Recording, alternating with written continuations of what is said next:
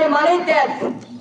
আজকে আমরা আমাদের যাদের সামর্থ্য আছে, আমরা আমাদের পশুগুলা, আমাদের ধান ঝরানোর টাকা দিয়ে যে পশু কিনছি, এই পশু আমরা কোরবানি দিব। কিন্তু এই ত্যাগের শিক্ষা শুধু পশু কোরবানি দেওয়ার মধ্যে নয়, আমাদের ভিতরে একটা পশুত্ব আছে, আমাদের ভিতরে একটা হিংসা আছে, আমাদের হৃদয়টাও কলুষিত, আমাদের হৃদয়ের মধ্যে প্রতিহিংসা, আমাদের ভিতরে জালিমের মতো জুলুম করার মতো একটা হৃদয় আছে। আমরা আজকে এই কোরবানির দিনে পশু কোরবানি দেওয়ার পাশাপাশি আমাদের হৃদয়ের এই পশুত্ব, আমাদের হৃদয়ের এই হিংসা, আমাদের হৃদয়ের এই লালসা, আমাদের হৃদয়ের এই লোভ, আমাদের হৃদয়ের এই বিদ্বেষ, এগুলোও আমাদের কোরবানি করতে হবে। কথা বলেন ঠিক কিনা? এটাও কোরবানি, এটাও কোরবানি। শুধু পশু কোরবানি দিয়ে শেষ নয়, হৃদয়ের যে পশুত্ব আছে, যে খারাপে আছে, এইগুলাকেও আমাদের কোরবানি দিতে হবে। কথা বলেন ঠিক কিনা? এটা মহান এক ত্যাগের মাধ্যমে এসেছে।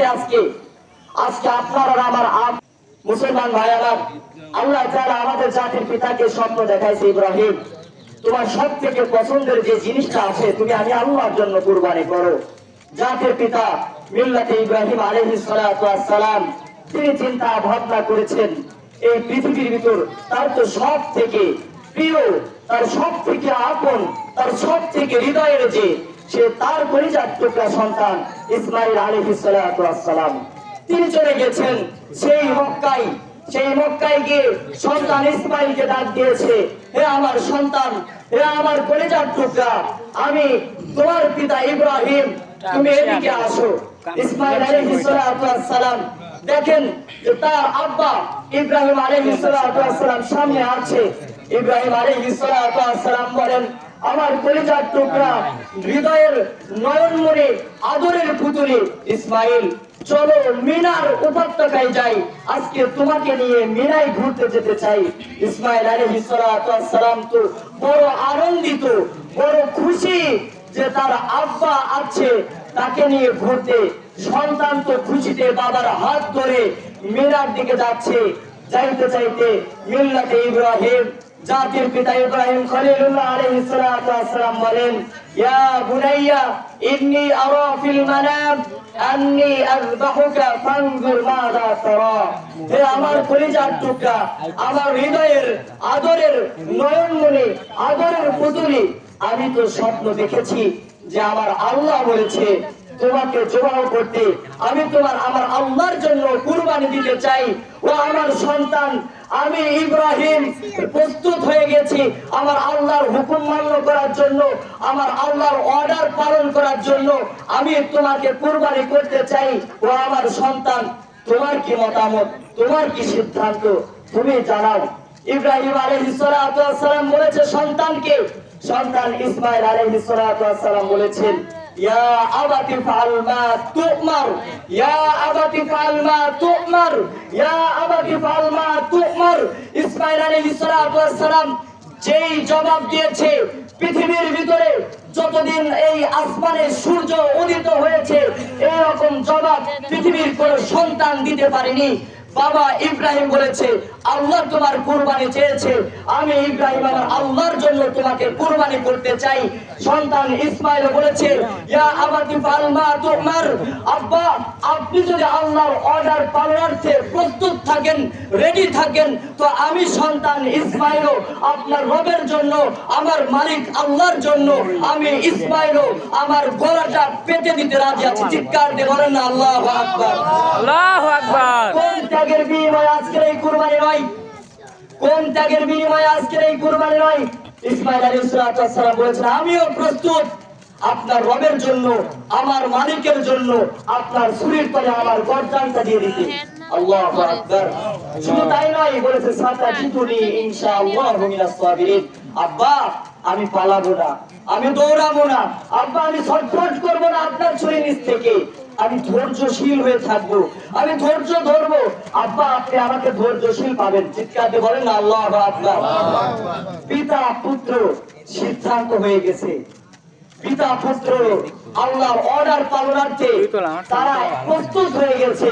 মিনা উপত্যকায় সন্তান নিচেই ইব্রাহিম আলাইহিস সালামের ছুরি সন্তানের গলার উপরে ইব্রাহিম আলাইহিস সালাম বলেন, আব্বা আব্বা ও আব্বা, আমাকে আপনি চিৎ করে, আব্বা আপনি আমাকে চিৎ করে শোয়ায়েন না, আমার চোখ আপনার চোখে পড়বে, আমার চেহারা আপনার চোখে পড়বে, আব্বা আপনার হৃদয়ে দাগ কাটবে, আব্বা আপনার মায়া লাগবে, ও আব্বা আপনি আমাকে উপর করে শোয়া দেন, আমার চোখে যেন আপনার চোখ না লাগে, আপনার আমার দিকে তাকায় মায়া না লাগে, যদি মায়া লাগে আব্বা আপনার আল্লাহর হুকুম পালনার্থে আপনার হৃদয়টা যদি একটু বাধাগ্রস্ত হয়, আব্বা আমাকে উপর করে শোয়া দেন। চিৎকার দিয়ে বলেন আল্লাহু আকবার।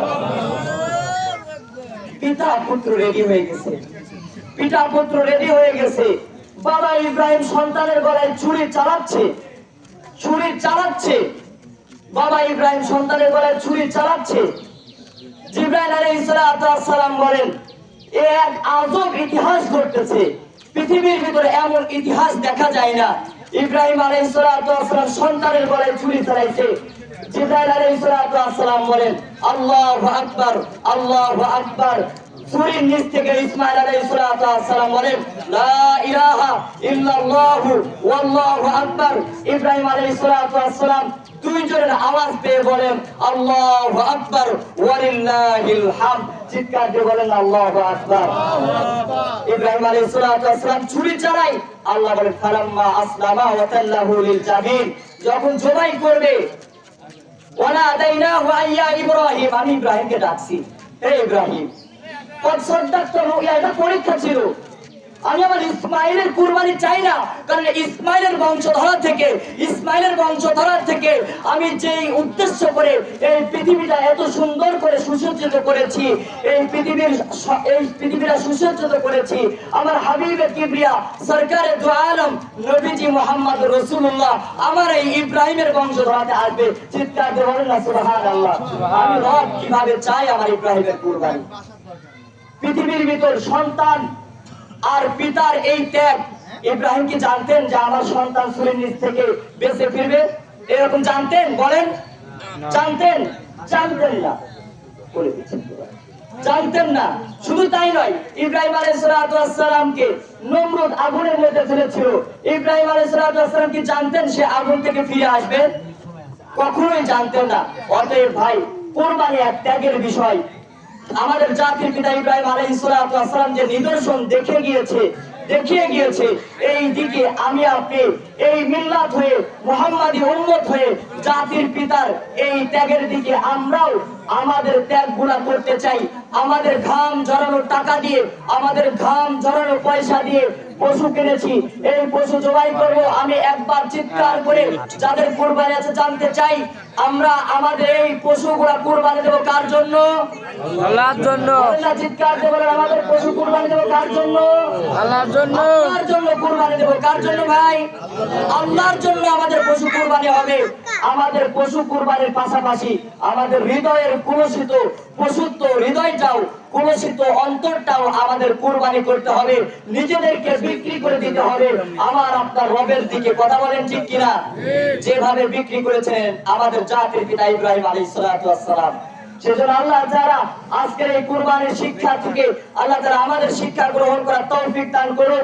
আজকের এই দিনটা প্রত্যেকের আনন্দের সাথে কাটুক এবং ইবাদতের মধ্যে কাটুক। আল্লাহ যারা আমাদের প্রত্যেকে তৌফিক দান করুন। সকলেই বলছি আমিন।